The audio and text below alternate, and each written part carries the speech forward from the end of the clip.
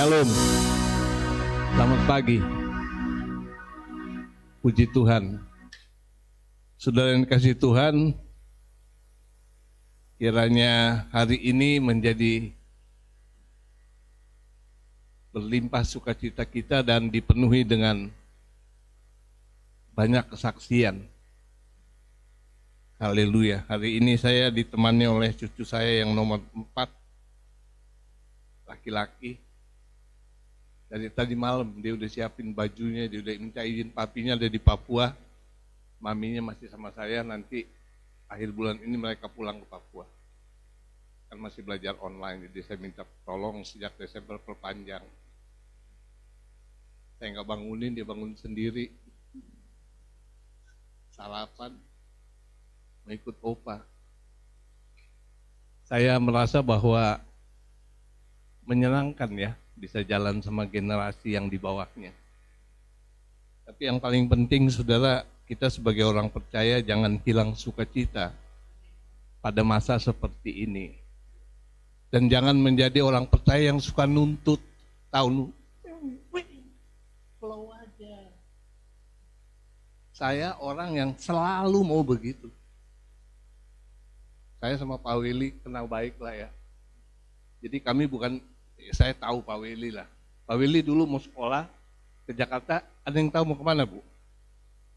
Sama saya. Saya cita-cita mau sekolah di Taman Ismail Marzuki. Benar, sinematografi.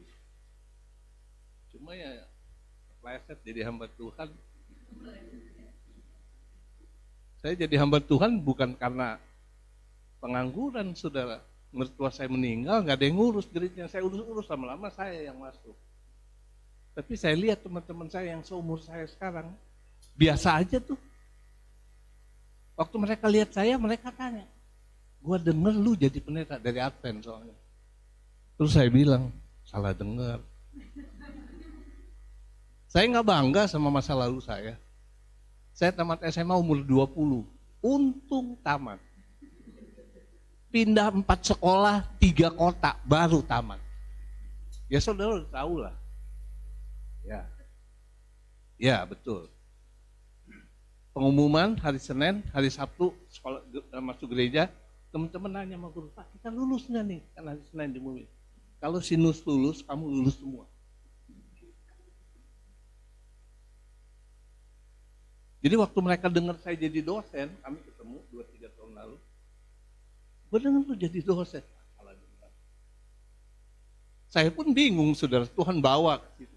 Tapi saya bukan tipe orang yang suka ngotot sih. Oh, puas loh, nyembah berjam-jam, gak penting. Tuhan gak tambah sayang, lu mau nyembah Tuhan 5 jam, 10 jam, tapi enggak. Karena dia udah sayang saudara. Tapi yang paling penting, hidup kita jadi berkat. Waktu istri saya dipanggil Tuhan, betul tuh si Anang punya lagu. Separuh jiwaku pergi. Saya juga, padahal saya udah bilang, kalau mati, gue mati duluan, jangan lu. Tapi dia gak tahu Tuhan atur begitu.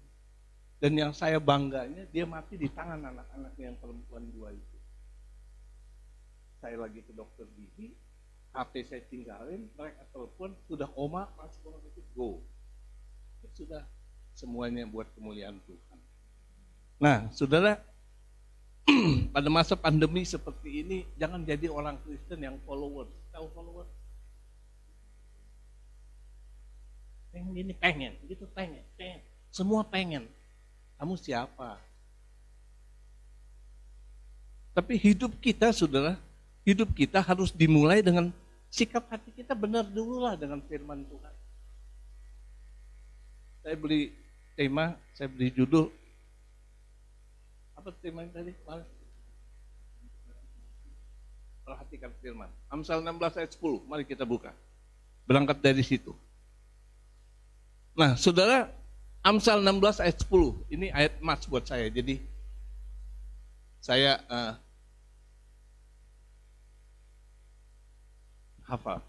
Iya, Amsal 16 ayat 10. Saudara sudah ketemu? Mari kita perkatakan bersama-sama. Amsal 16. Nggak salah ya? 20 salah. Ayatnya salah. 20, sorry. 20. Udah? Iya. Amsal 16 ayatnya yang ke-20. Kita ucapkan ya. Kalau baca Alkitab, mesti ada audio yang keluar supaya hati kita jadi percaya. Tapi kalau baca surat putus, tagihan itu dalam hati aja. Ya. Tapi kalau baca firman Tuhan, ngomong no. Orang Jerman bilang ngomong no. Mari kita ucapkan demikian firman Tuhan. 2, 3. Siapa memperhatikan firman akan mendapat kebaikan. Dan berbahagialah orang yang percaya pada Tuhan. Demikian firman Tuhan. Yang disebut berbahagia mereka yang dengar lalu perhatikan firman Tuhan. Haleluya. Saudara, saya dengan gembala saudara, dia lebih banyak ilmunya soal Alkitab. Kemarin ada seorang yang pernah ngomong sama saya, peneliti enak banget ya, bukunya cuma satu itu aja, kemana-mana bisa kaya. Karena dia orang pintar, saudara. Dia S2 dari Trisakti dan semester ketiga sudah jadi asdos. Mati itu kemarin, umur pendek, buat apa? Udah pendeta, ikut grupnya Pak Gilbert. Buat saya nggak apa-apa, yuk buktiin. Karena kalau nggak panggilan percuma, ngotot-ngotot juga terlempar. Kadang-kadang kita nggak panggilan, tapi kita mau taat, mau setia. Tuhan bentuk, ada masa depan. Tapi kalau yuk ngelawan terus mental. Siapa memperhatikan firman? Ini ditulis oleh Raja Sulaiman pada puncak pemakaian Tuhan. Kan waktu dia sudah merosot, dia tulis apa? Pengkhotbah. Ya. Dia tulis, siapa perhatikan firman mendapat kebaikan. Yang saya tanya, berapa banyak kebaikan yang saudara dan saya sudah terima? Ya. Face it, hadapi. Benar enggak? Ada enggak kebaikan Tuhan buat gua? Ngalamin enggak? Atau cuma dengar si ini. Yuk gimana? Alami enggak kebaikan Tuhan? Yang masih sendiri memutuskan untuk masa depan, jangan terlalu muluk-muluk lah. Ya saya juga lagi punya yang di PDKT-in ya saudara.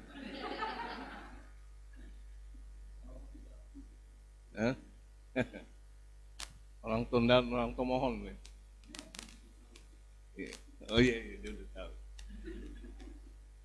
Tapi saya nggak tahu, rencana Tuhan gimana. Biar aja semua buat kebaikan Tuhan ya. Tapi saya sudah bikin aturan dari awal. Kita begini, jangan aneh-aneh. Kayak saya sama istri saya, yang pertama kali waktu anak-anak sekolah saya ngomong, dengar yang jadi suami. Saya bilang gini sama istri saya, satu, anak-anak sekolah saya tidak mau dengar mereka minta uang sekolah.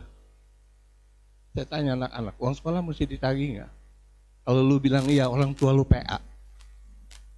Kalau dia orang tua benar, dia tahu, gua kerja, anak gua bisa gua bayar. Nggak ada uang sekolah dibayar tanggal 1, tanggal waktu saya tanggal 1, karena saya gajian tanggal 25. Tanggal 26 kami udah bayar. Karena istri saya tahu, saya akan marah. Karena buat saya yang namanya hak jangan ditahan. Perhatikanlah firman Tuhan. Hormati firman Tuhan, kebaikan datang. Raja Daud dengan Saul, saudara, saya jumpai lebih banyak kesalahan Daud. Tapi kenapa Tuhan berkenan? Karena Raja Daud tahu menyembah Tuhan. Tahu menempatkan posisinya. Dia tidak mengatur Tuhan. Dia ngerti betul, sehingga perjalanan hidupnya menyenangkan. Dia menjadi penyembah. Seorang pengkhotbah berkata, you mau tulis pujian. You anggap you punya tulisan yang paling baik. Daud sudah ambil semua. Daud pernah berkata, siapakah aku ini Tuhan? Jadi biji matamu. Saudaraku yang kekasih, penyembahan adalah kekuatan bagi kita untuk mendekatkan diri pada Tuhan. Jadi penyembahan sendiri saudara, itu mengandung banyak sekali perkara. Tapi salah satu yang saya ingin beritahu kepada saudara dan saya, penyembahan menempatkan kita pada posisi kerendahan hati kita. Kita berkata, siapa saya Tuhan tanpa Engkau? Ujian tadi betul. Dia bukan seperti lagunya yang dulu, kemana, bukan. Tapi dia nanya, siapa saya? Tapi bukan karena lagunya yang bagus, karena saudara introspeksi. Kalau saya alami kebaikan ini, buat apa? Bulan Desember kami dapat kejutan, dapat anggaran. Mungkin gereja ini pertama kali, saya nggak tahu. Udah banyak kali anggaran dari pemerintah. Gereja saya baru sekali itu. Tahu nggak? Begitu dapat ATM-nya saya pergi ke Bank DKI. Saya tanya, di mana Bank DKI? Sini dia keluar pergi, saya tarik duitnya. Benar nggak nih duit? Benar. Benar. Hati saya tenang. Lalu saya ajak makan mantu saya, kita makan. Mantu saya S2-nya di Inggris, tahu. Waktu penerimaan itu jadi marbot, jadi poster.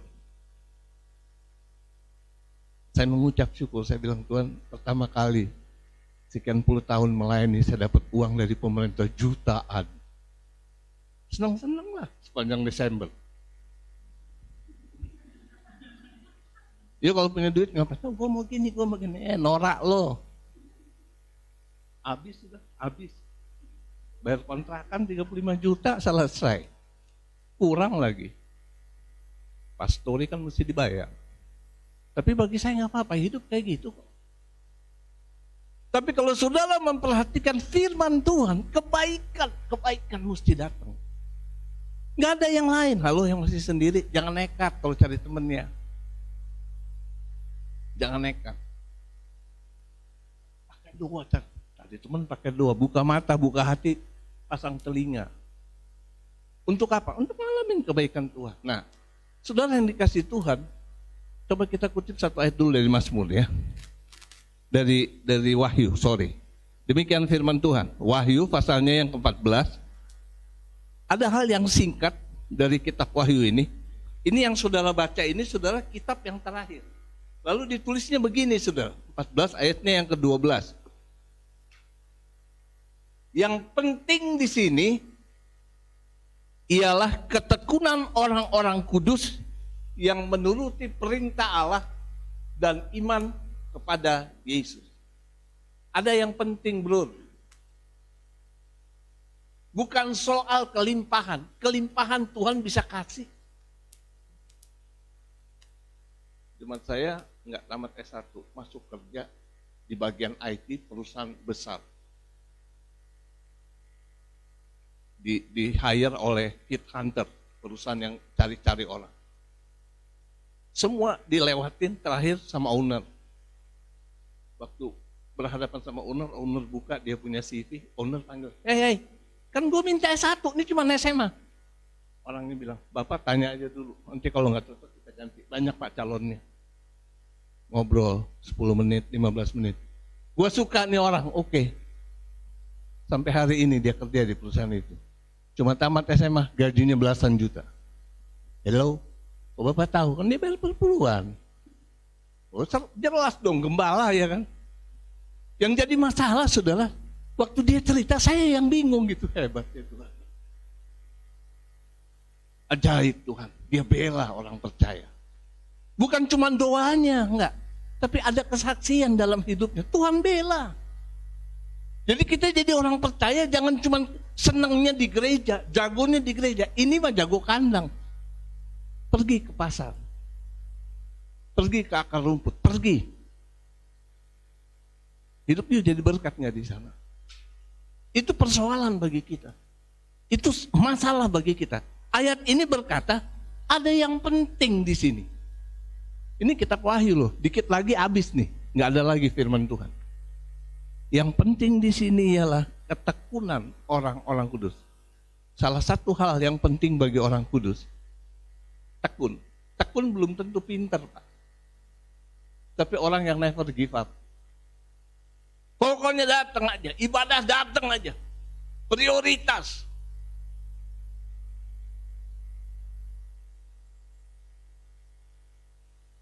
Itu bapaknya cucu saya itu sekarang di Papua, di Timika, district manager dari Hypermart.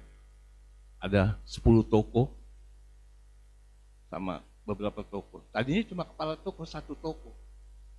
Hebat ya Tuhan ya. Tuhan pindahkan jauh ke sana. Waktu dia kasih tahu dia dapat promosi ke sana, nomor 1 saya bilang, ambil. kalau mau maju di Jakarta, pergi dulu ke daerah, nanti baru kamu balik. Jadi dia di Papua, saudara. Uang sekolah anak gratis, air, listrik gratis, dikasih mobil sama Freeport. Dia cuma subkontraktor dari Freeport untuk pengadaan keperluan pegawainya Freeport. Ternyata Freeport kalau dia produksi satu kali produksi, Pak, itu bukan lagi miliar, Pak, triliun, Pak. Kita kaya, Pak, cuma memang salah kelola aja. Salah kelola. Oke, kita kembali pada firman Tuhan. Jadi hubungan kita dengan Tuhan melalui firman Tuhan menuntun kita menjadi orang-orang yang mengalami hidup yang bertekun. Orang yang bertekun jangan suka ngomel, jangan suka ngeluh. Kenapa? Kadang-kadang kita suka mengeluh, saudara ya. Kita bangga. Wah. Sekarang mak-mak di Indonesia lagi demam. Demam apa? Demam sinetron. Ya, saudara tahu lah. Yang dilihat sama kenyataan itu beda, saudara. Itu sutradara Indonesia udah pintar. Kenapa orang Indonesia kok sukanya drama Korea ya? Karena dia kelola itu orang-orang pintar, saudara. Pakai teknologi canggih-canggih ini, itu main perasaan. Saya pernah nonton juga. Saya suka nonton, saudara. Kadang-kadang nonton ngotot, apa nih? Maksudnya kemana? Nggak bisa ditebak, saudara. Nah, kayak ini yang Indonesia punya baru nggak mulai. Tapi nggak apa-apa lah ya, produk lokal. Ada persoalan yang penting, ketekunan orang-orang kudus. Kekudusan itu karena saudara sudah terima penebusan. Engkau dikuduskan. Tapi kenapa dikuduskan? Engkau punya hubungan dengan firman Tuhan, dengan kebenaran. Karena kebenaran itu menguduskan engkau. Abraham kan alami itu, saudara. Oleh karena dia beriman, dia dibenarkan oleh Tuhan. Kenapa kita tidak mengalami kebaikan Tuhan di dalam hidup kekudusan kita? Kita menuntut, oh saya nggak kayak dia tuh, penjina begini, nyolong apa. Kita suka menghampiri orang, kita merasa kita lebih kudus dari dia. Oh, dia nggak pernah doa, gua tiap pagi bro, jam 5 gua udah menyembah. Oh, kita jadi angkara, jadi murka kita. Kita merasa bahwa hubungan kita ditentukan dengan apa yang saya buat sekarang ini. No. Saudara yang kasih, Tuhan punya anugerah buat kita. Tuhan punya kemurahan buat kita. Saya tinggal di satu kampung di Kramat 5 itu kampung Kristen, saudara. Kan saya dulu Pantai Costa di Jalan Kramat Soka. Ya, apa saya Advent, Salemba. Kalau hari Minggu kami berempat naik becak ke gereja. Naik becak ke gereja. Terus saya lihat, kan itu kan gerejanya pagi. Ada beberapa teman, enak banget lo ya. Gue tadi dicubit sama mama gue, cuma buat mandi mau pergi gereja. Lu enak banget ya duduk ngobrol di situ. Nggak ada yang nyuruh ke gereja. Tapi sekarang saya lihat hidupnya. Habis, satu keluarga punah. Mati-mati muda. Ini serius nih. Saya nggak menghakimi mereka, tapi saya cuma ngomong gini. Untung mami dulu cubit pantat gue. Cubit perut gue. Kalau enggak gue udah mati kayak mereka. Mati benar, habis satu keluarga habis. Kenapa? Karena tidak pernah memperhatikan firman. Nggak ada hari ibadah. Yang penting gue seneng. Woi, saudara sudah beribadah. Saudara berhak atas berkatnya. Ibrani 11 ayat 6 berkata, kalau saudara datang kepada Tuhan tanpa iman, nggak ada gunanya. Tapi kalau saudara bersungguh hati, ada upah buat saudara. Kadang-kadang kita lupa upahnya, pokoknya gue ibadah. Ada upah buat saudara. Ayo nikmati kebaikan Tuhan, kenapa tidak? Saudara berhak untuk kebaikan Tuhan itu. Cuma sekali lagi, ini soal hubungan saudara dengan firman Tuhan. Karena kalau hubunganmu benar dengan firman Tuhan, kekuatan penyembahan itu penuhi hati kita. Kita nggak silau lihat, nggak gampang kecewa, nggak gampang frustasi. Kita lihat, oh, orang percaya kan harus hidup dengan kebenaran seperti itu, saudara. Jangan kagum dengan orang sementara ini, sebentar. Ada hal yang penting. Ketekunan orang-orang kudus, ayo bertekunlah Tapi miliki kesaksian dalam hidup saudara. Miliki kesaksian.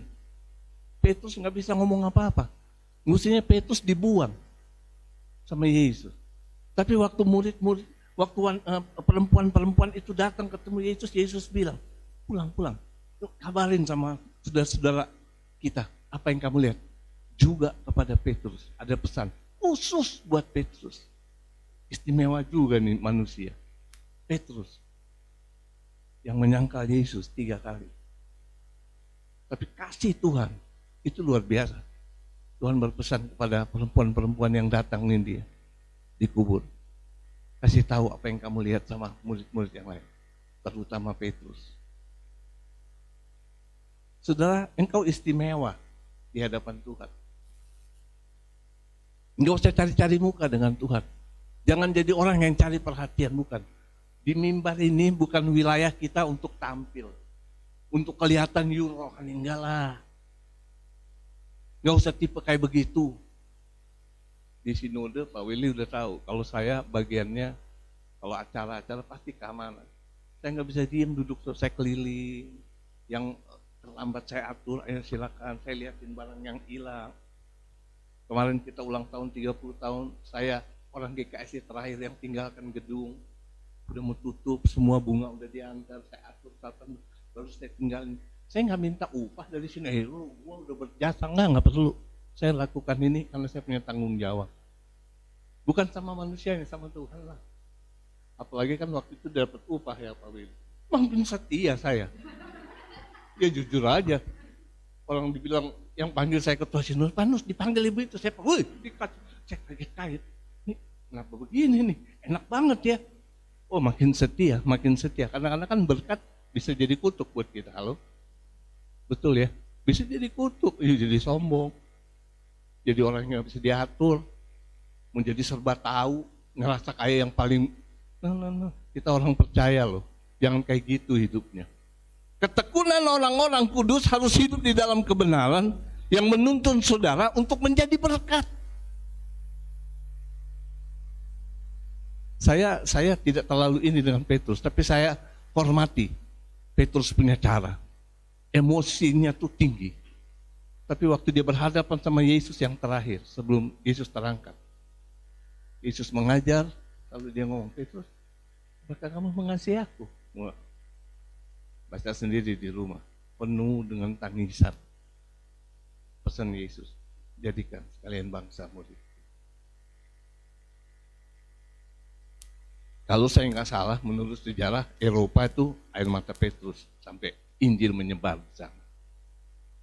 Kembali pada kebenaran ini di dalam Wahyu, ketekunan orang kudus yang menuruti perintah Allah. Saudara sudah melayani, tapi soal menuruti perintah Allah itu kata kunci.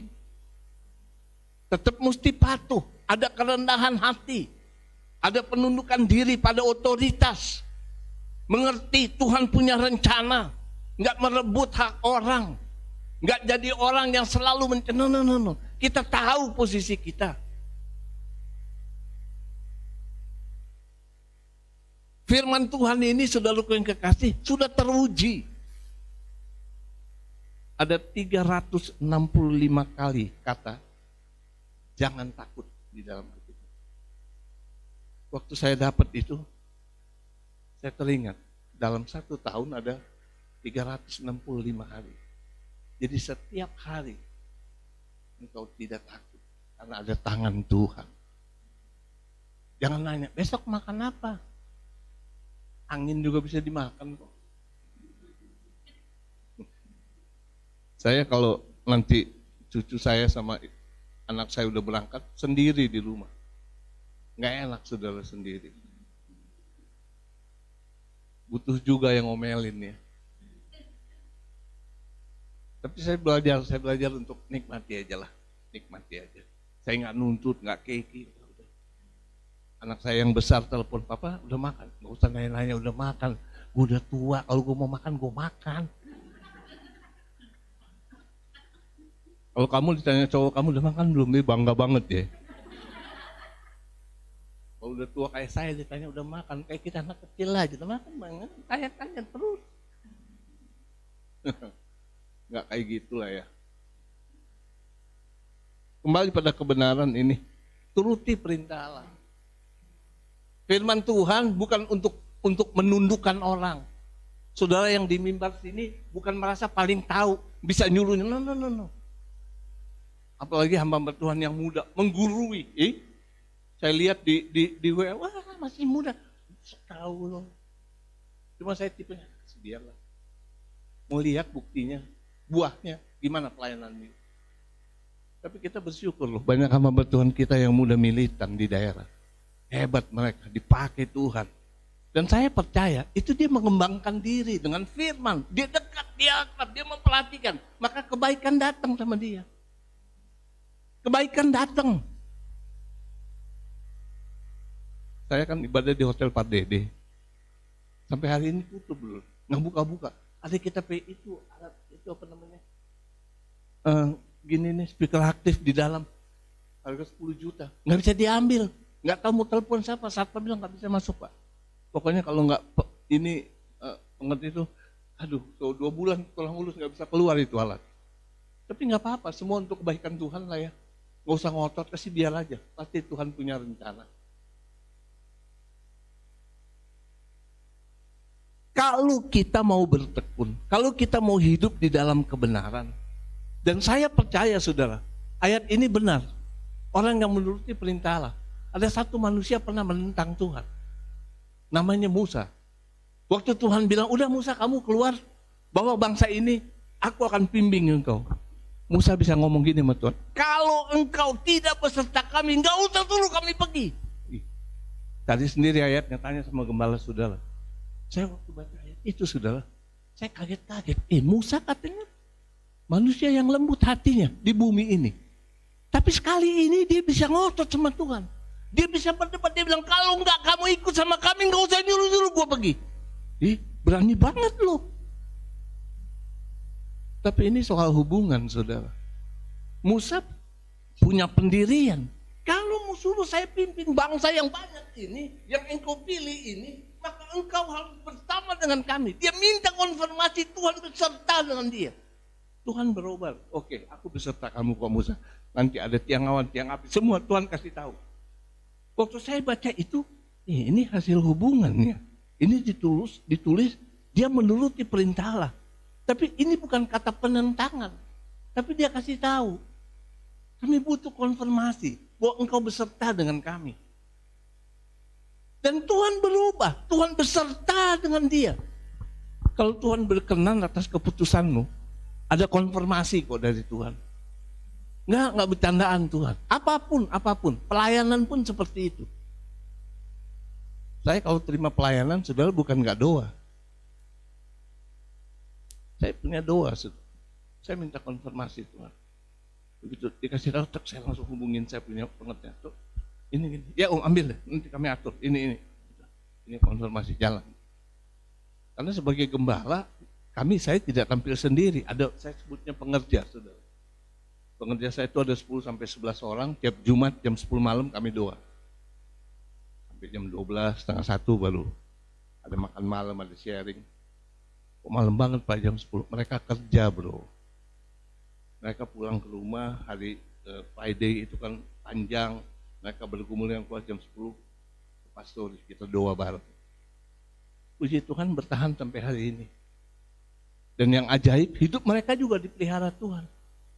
Ada yang satu kerja di perusahaan multi level marketing, udah mau close. Bosnya udah bilang bulan depan waktu itu Mei ke Juni gaji setengah. Semua dihapus. Ini nggak ada. Pokoknya semua cuma terima gaji setengah, gaji pokok. Dia bawa, dia share, kita doa. Kata bos, kalau Juli omset kita tidak ada perbaikan, Agustus awal close. Saya udah diem. Juli lewat, Agustus lewat, September lewat. Oktober mau masuk saya tanya, gimana? Puji Tuhan, membaik. Halo. Kalau Tuhan beracara kayak gitu, dibela. Karena di situ ada orang percaya, Tuhan bela itu perusahaan. Tahu nggak, saudara, jadi berkat di mana saudara berada. Jangan jadi masalah. Ini serius nih, jangan jadi masalah. Kadang-kadang kita begitu, kita menuntut, karena kita sudah merasa paling benar, kita menuntut kebaikan Tuhan. Lupa bahwa hidup kita mesti jadi terang dulu, jadi berkat dulu. Sampai hari ini perusahaan itu berlangsung, dan beberapa anak Tuhan bekerja di situ, panjang umur, diberkati Tuhan. Di sini, yang penting di sini ialah ketekunan orang-orang kudus yang menuruti perintah Allah. Yang terakhir, dan iman pada Yesus.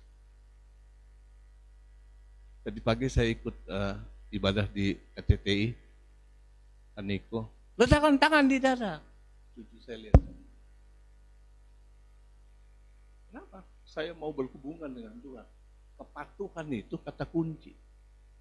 Taat membawa berkat. Amin. Ketaatan membawa berkat. Jadi saya praktekkan, saudara, karena dia hamba Tuhan. Dia ngomong, saya ikut. Untuk apa, saudara? Karena saya tahu saya ingin dilimpahkan Tuhan dengan upah. Karena ada upah buat orang yang sungguh-sungguh hati mencari Tuhan. Kalau saudara sungguh-sungguh, ada upah buat saudara. Amin. Ngomong sama diri sendiri, amin. Amin. Tuhan tolong ini begini. Tuhan tolonglah.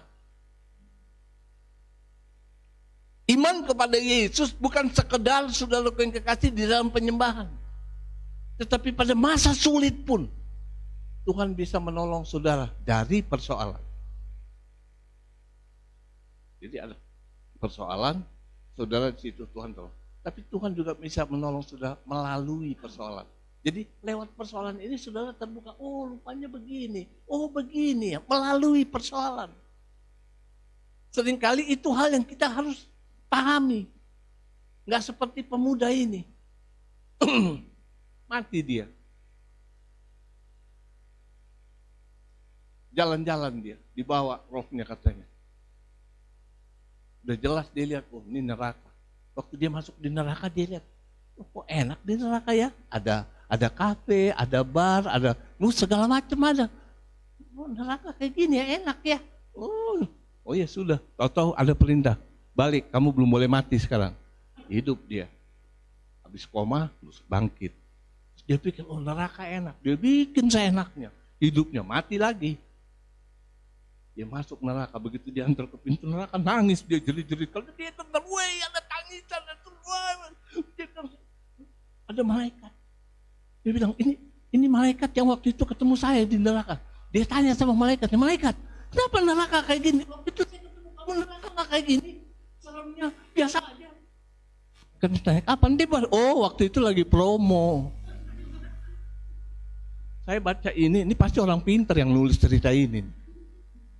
Neraka ada promonya. Saya pun merasa lucu, tapi itu pelajaran buat saya. Nggak seenaknya hidup. Dan ibadah itu kan kita bayar harga. Ibadah itu pengorbanan bentuknya. Pada masa perjanjian lama, ibadah itu pengorbanan. Mereka mesti bawa ini, bawa itu. Ada syaratnya semua. Ada tata cara yang harus dilalui. Berat. Tapi setelah Yesus jadi korban, penyembahan kepada dia, itu ibadah yang sejati. Oleh karena itu kita jadi orang percaya, jangan berhenti menyembah Tuhan. Jangan berhenti sebagai orang percaya. Hidup untuk mengatakan kebaikan Tuhan. Ucapkan kebaikan Tuhan. God is good all the time. All the time God is good.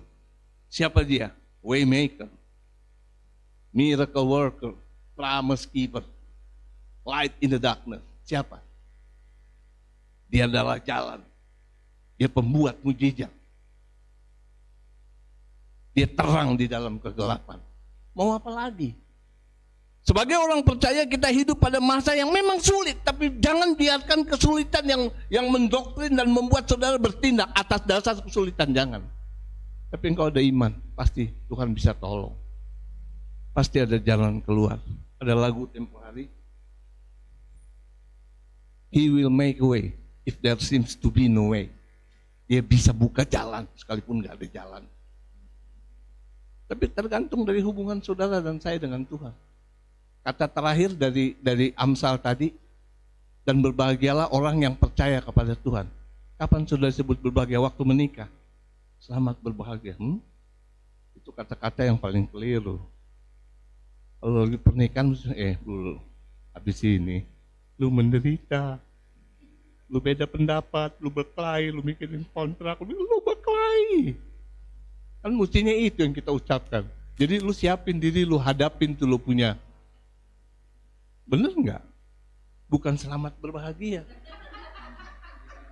Begitu pestanya bubar, mesti bayar ini, mesti bayar itu, mulai berantem. Lu punya duit nggak? Lu makanya kalau lu punya duit jangan berlaku. Kok ke situ larinya ya? Ada yang menikah ya?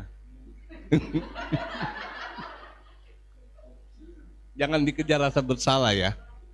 Bangun komitmen aja ya, saling penerimaan, saling terbuka. Saya waktu kenal istri saya, kenal hari ketiga, saya langsung tanya, mau nggak kawin sama saya? Ya salah dia bilang mau. Kami menikah 40 tahun loh. Benar 40 tahun. Bukan masa yang singkat. Kami lepas anak-anak kami dalam pernikahan dengan pria-pria yang baik. Itu kan kebahagiaan, saudara.